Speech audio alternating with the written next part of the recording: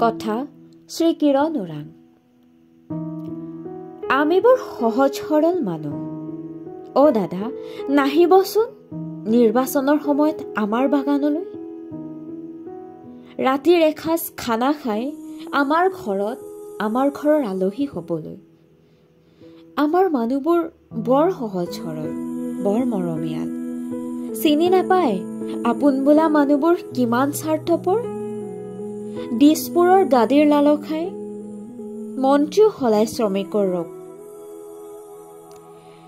হৈ যায় শ্ৰমিক বাগানে বাগানে নেতা আৰু মন্ত্ৰীৰ দিন ৰাতি দুই এদিনৰ ভেকু ভাওনা।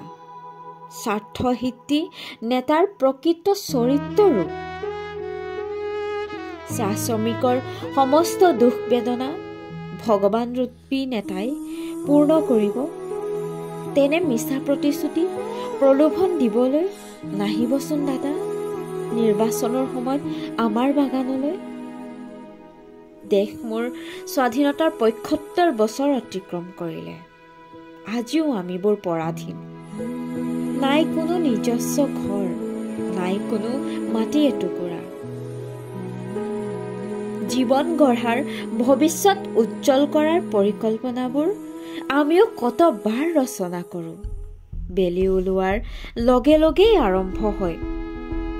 বেলি প্ৰস্থান যোৱাৰ পিছত পাৰিশ্ৰমিক জীৱনৰ মূল্য মাত্ৰ ২৩২ টকা।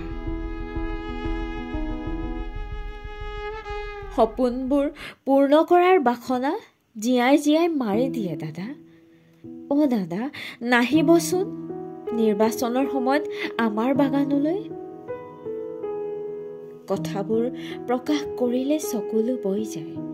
নীৰৱে থাকি কষ্টবোৰক হাঁহি মুখে ত্যাগ কৰি গতিশীল সময়ৰ লগত বোকাটোৰ পেটত যুদ্ধ কৰি জাতীয় জীৱনত আগুৱাই যাবলৈ চেষ্টা কৰিছোঁ।